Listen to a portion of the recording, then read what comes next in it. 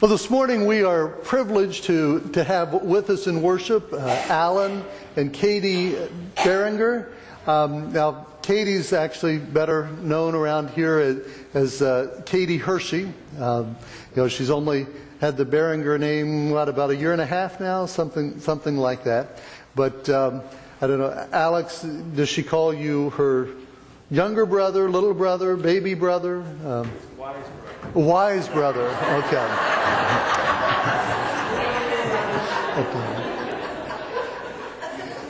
Also, Katy is the daughter of Brian and Dana Hershey. Alan and Katy are going to have been called to be the hands and feet of Christ, and they're going to be going to serve as missionaries in Cambodia. And they're going to share a little bit with us about their call and just kind of how God has been leading them, and also share with you a little bit about what they think they're going to be doing as they get there in a few months. We've been involved in a series this season of Lent, which we've been calling Authentic. What does it mean to be an authentic follower of Jesus Christ? And I thought that this was a great opportunity to have Katy and Alan come and share their own story as they have sought to be an authentic follower of Christ in hearing His voice and then responding to that call. So Katy and Alan would invite you to come and share with us this morning.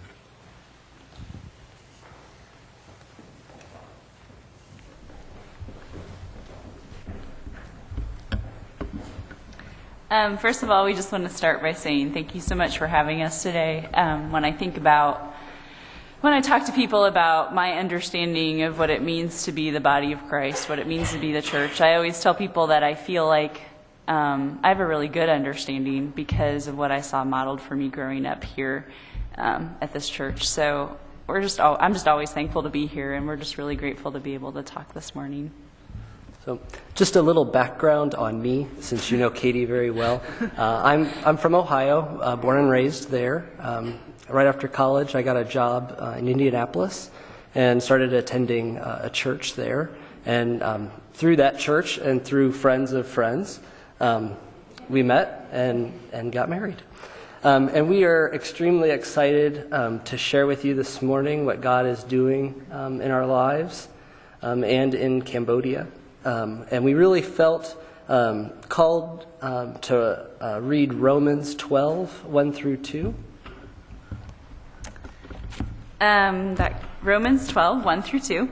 Therefore, I urge you, brothers, in view of God's mercy, to offer your bodies as living sacrifices, holy and pleasing to God. This is your spiritual act of worship. Do not conform any longer to the pattern of this world, but be transformed by the renewing of your mind. Then you will be able to test and approve what God's will is, His good, pleasing, and perfect will. And the part that sticks out to us the most is that the be transformed. We just feel like it's so much of God and not of our own doing. And I had the opportunity to sit down with my mentor, and just we were kind of going over like, okay, what am I going to do with my life? What are we going to do in our marriage to follow Christ? And what my friend told me, he gave me very wise words, and he said, Alan, you have to start moving in a direction in order for God to start moving and working in your life. And that, through those small steps, God can position you to exactly where He wants you to be and serve. And we really feel like this advice from Alan's mentor and friend really matched with this passage, that it's when we start taking steps that are out of the pattern of this world, that are out of our own comfort zone or maybe out of the norm, that God's able to start transforming us, and then we're open to seeing what His will is for us. Yep. Now, Katy and I have both been on mission trips to Southeast Asia, and we have definitely felt God tugging at us little by little about the people there and how we could serve there. And over the summer, last summer, we really were kind of struggling with that. And what does it mean, God? What do you want us to do? Where do you want us to go? What kind of things do you want us to do? And we had the opportunity in the early fall, after months of prayer and waiting on the Lord to kind of push us and guide us to that next step.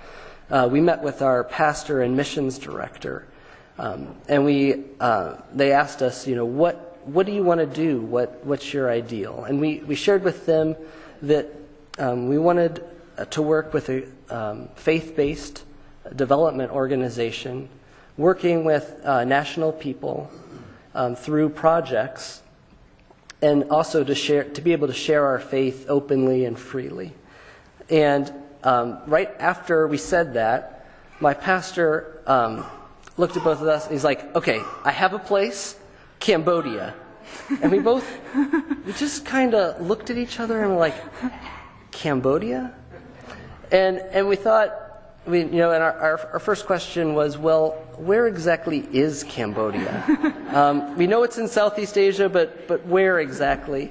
And so he got out a map, and we saw it's between Thailand and Vietnam, and the very east part of Southeast Asia. And so after that, our pastor then took it a step further and said, well, there's a trip going next week. Would you be willing to go on that? And Katy and I again kind of looked at each other and were like, next week? We don't have anything in order, or, I don't have time off of work. And so the very next day we went to our bosses and kind of explained, our church wants us to go on this, week and a half trip to Cambodia, and it's next week. Is there any way that we could have off that time? And both agreed amazingly that, sure, go ahead. You can come back and still have your job and all of that. So that evening, we went online, purchased tickets, and a week after that, we were on a plane headed to Cambodia. And it just felt kind of crazy. Kind of in our world mindset, I think we felt like, are we being responsible? This was kind of a last minute thing, just letting work know at last minute, and just felt kind of crazy about it. But at the same time, kind of when we kind of put the God perspective on it, we'd been praying about this for a long time, and just really felt at peace that God was opening this door for us to go. And we found that when we took that step, that was kind of out of the pattern, kind of uncomfortable, and we went there for a week, and we just really found God transforming us, and really felt like He was showing us how Cambodia would be a good fit for us. And then when we came back, we just were able to spend time processing and in prayer, and really felt like that this was God's will. The church in Cambodia only makes up about 3% of the population. About 95% is Buddhist. So it's a nation that just only a little bit knows about God. And we found that it's just a very young population, and a population that can definitely be influenced and shown God's mercy. And we were able to go to this particular church here in Cambodia, and it was just a great time of encouragement, of being there, seeing how they worship there through song and prayer. They invited people up to share their testimonies about what God is doing in their lives, and people came forward and shared, and some even didn't have the words to say, but they wanted to sing a song for the congregation. And it was just a great opportunity for us to see how God is there and is present and is working in people's lives. We also had the opportunity to meet several missionaries while we were there, and we asked them, where do you see God moving in Cambodia? And her immediate response was, well, I see God moving through development projects. And again, that was just reaffirming to us, because our ideal was working with a development organization? So that was definitely just God speaking to us about him taking us there. And other aspects of the country that just really draw us there is just kind of the desperate history of the country. About 30 years ago, there was a genocide in which a third of the population was wiped out. And most of those people were educated people. And so as a result, Cambodia is just really vulnerable. You can see in this picture here that that these are some homes of some of the people that the organization we're going to be working with works with. And so just as a result, there's a lot of work to do just to help people kind of get out of the situations they're in now. Another important thing to understand about the current situation in Cambodia is that people are particularly vulnerable to human trafficking. And I know that that's a word that gets kind of thrown around a lot, but human trafficking in a quick definition of that is forced labor or forced prostitution. And what we really see in Cambodia is that it's particularly vulnerable to forced prostitution. And so we're going to talk a little bit more about what Center for Global Impact does, but all of the projects not only are helping people out of poverty, but they're keeping them from being exploited. You may be wondering how we're getting to Cambodia, and our church is sending us as missionaries from there, and then we're partnering with an organization, as Katy kind of mentioned. It's an organization called Center for Global Impact, and Center for Global Impact is a faith-based development organization that works with national people through projects. So it is exactly of what we explained as our ideal. And they really work with connecting people with people, having business ideas here in the States, and then making those business ideas realities in Cambodia and across the world. This one particular project is just a revolving fund, and the organization got money donated to purchase a tuk-tuk, is what that's called, and it's similar to a taxi here in the States. It's a motorbike with a carriage on it, and what Center for Global Impact has done is they've purchased this vehicle. They have found a driver whose family is in need, who is they're dealing with poverty, and we hand the keys over to them with the understanding that yes, you can have this tuk-tuk, make a living, and slowly pay us back for the vehicle. And then, so over about the course of 2 years, the driver pays off the loan, and then the organization then purchases another tuk-tuk, and then just will continue to do that process over and over again to help raise families out of poverty. So Center for Global Impact works with individuals with these revolving funds, and then it does that. There's actually Center for Global Impact works in multiple countries in the world, but we're going to be We're going to be in Cambodia, specifically working with the projects in Cambodia. They also have. In Cambodia, they have 3 vocational training programs. One of them is called Bai Tavi, and the name of it actually comes from the woman in the picture. Her name is Tavi, and she is a woman that has been part of the program since the beginning. And it's a fair trade business where they make purses and handbags. And we actually have a few, I don't know if they're all gone or not, but we've had a few for sale this morning if you're interested. But those purses and handbags currently are marketed in the United States. And they're actually working on a men's line by Tavi for Men. And Alan is modeling one of the ties. We don't actually have those for sale this morning, but they are working on more ideas and more things that can be marketed. Another one of the vocational training programs is the culinary training program, where young women learn, they're taught English, so they can communicate either in Eastern or Western environment, and then they're taught Eastern and Western cooking so that they can find valid employment when they need to be able to live on their own. And then the last vocational training program is a seamstress training program. It's actually a residential program as well for young women who are at risk, and they are learning how to make formal gowns that can be marketed here in the United States or in Cambodia.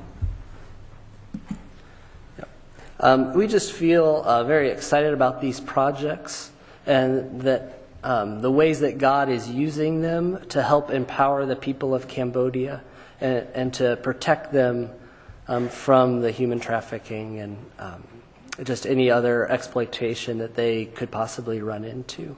And we're excited to be there to share our faith with the people in all of these projects and any new projects that happen to come up as we move over there and as more people have ideas of different projects.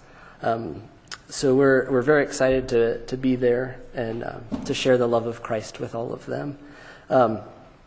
Our plan is to move there in August of this year, and we can't do that unless we're fully supported. So there are several ways to help in that. We inserted an envelope and a prayer card and a response card. If you want to take that home and prayerfully consider being a part of either we have a prayer team. We're also looking for one-time gift donations and then also monthly support. We're planning on staying there. Well, we've signed initially to 2 years, but kind of with the realization that if we want to really invest our lives there and learn the language and build relationships with people, that maybe 5 years, maybe a little longer than that. And so we just encourage each of you to take steps that might be a little bit outside of your comfort zone. It certainly doesn't have to mean moving across the world. It can be as simple as giving somebody a smile who seems down, or maybe having a neighbor or a friend or someone you don't know over for dinner for a cookout. So we just encourage you to take that step and allow God to help transform you. Thank you. Thank you for sharing with us, and also thank you for being faithful to saying yes to God's call. You know, what it means to be an authentic follower of Christ is as those doors are open, even if it's going to Cambodia in a week, with a work team. On the one hand, I like what she said. Sometimes it sounds irresponsible. How can we possibly do that in a week? And yet when God opens a door, how can we not walk through it? Alan shared with you a little bit about the packet of information, and if you're prepared today and would want to make an ongoing commitment to this ministry, feel free to go ahead and fill that out and give it to them. But I would guess that most of you would want to take some time to prayerfully consider that. There's contact information in this packet, and we can also provide that for you through the church office in the days to come. This morning we're going to be receiving a love offering that will be anything that's given in these envelopes will go to Katy and Alan to help them in preparing for this mission, for this ministry. As you give this morning in the offering, anything that you put in those envelopes, would encourage you to make checks out to our church, and then we will pass that on to them. And also would encourage you to take time following the service today to talk to them out in the narthex and learn a little bit more about what it is that they're doing and how it is that God is calling them to be His hands and feet in Cambodia.